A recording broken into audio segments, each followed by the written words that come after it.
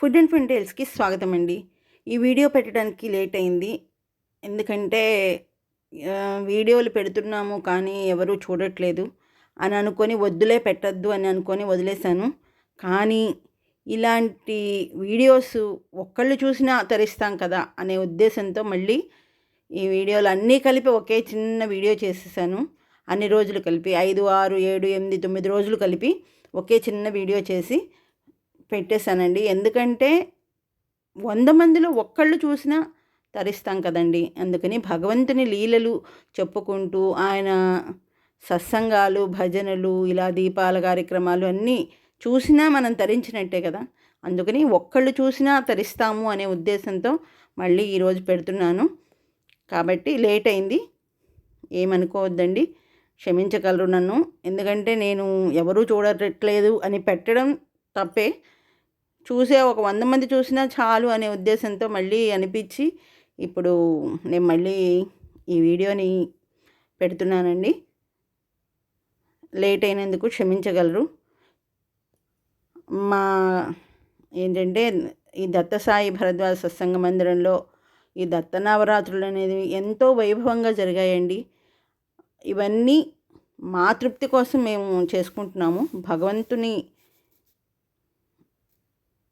ఎందుకంటే ఆయనకి ఎంత చేసుకున్నా మనము తక్కువేనండి,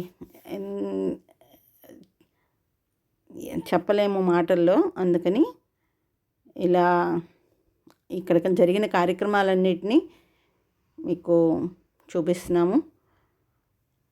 చక్కగా 5వ రోజు భీష్మ ఏకాదశి అయింది. ఆ రోజు విష్ణుమూర్తిని, ఆదిశేషువుపై పడుకున్న విష్ణుమూర్తిని, అలాగే శివకేశవులు వేరు కాదు అనే ఉద్దేశంతో శివుడు, శివలింగము, విష్ణుమూర్తి అందరినీ అక్కడ వేశాము. అలాగే శుక్రవారం అయింది తర్వాత రోజు, 6వ రోజు. ఆ రోజు సరస్వతీదేవిని అలంకరించాము.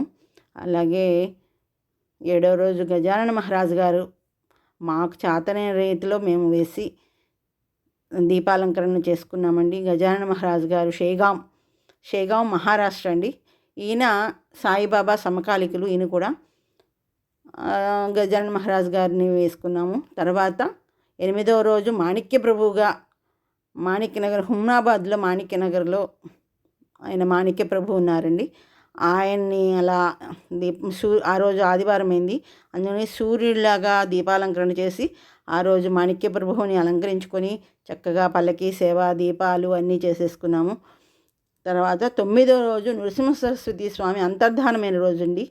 ఆ రోజు చక్కగా మేము దత్తస్వామికి సహస్రనామార్చనలు అన్నీ జరిగాయి.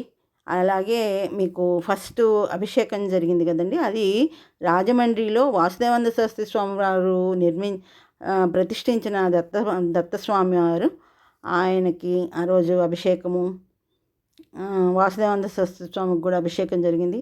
అలాగే మాకు భరద్వాజ సత్సంగ మందిరంలో చక్కగా పూలనావలో స్వామి ఆ రోజు మాఘ పాడ్యమి రోజు ఆయన పూలనావలో కృష్ణానదిలో అంతర్ధానమై ఆయన కదలీవనానికి వెళతారు.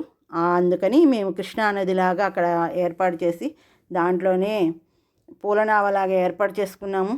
అలాగే భక్త బృందం ఆనందంతో చక్కగా నృత్యం చేశారు. భక్తులు చక్కగా వచ్చి తీర్థప్రసాదాలు స్వీకరించి చక్కగా సత్సంగము, భజన, అలాగే కూష్మాండంతో హారతి ఇచ్చారు. లాస్ట్ రోజు కాబట్టి ఆయనకి దిష్టి తీసేశారనమాట కూష్మాండంతో.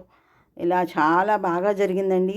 తీర్థప్రసాదాలు కూడా చక్కగా స్వీకరించి భక్తులందరూ చాలా ఎంతో అయ్యో 9 రోజులు అయిపోయినాయా అనే ఉద్దేశంతో అనుకుంటూ వెళ్ళారండి. 9 రోజులు ఎంతో వైభవంగా జరిగినాయి, అప్పుడే అయిపోయినాయా అనుకున్నారు. అలా జరిగినాయి చక్కగా. లాస్ట్ రోజు పులిహార, కేసరి, గారెలు, అలాగే సేమియా దద్దోజనము, మిరియాల రైసు అన్నీ ప్రసాదాలు, తీర్థప్రసాదాలతో మమ్మల్ని చక్కగా భక్తులందరూ తీర్థప్రసాదాలు తీసుకొని స్వీకరించి ఇంటికి వెళ్ళారండి.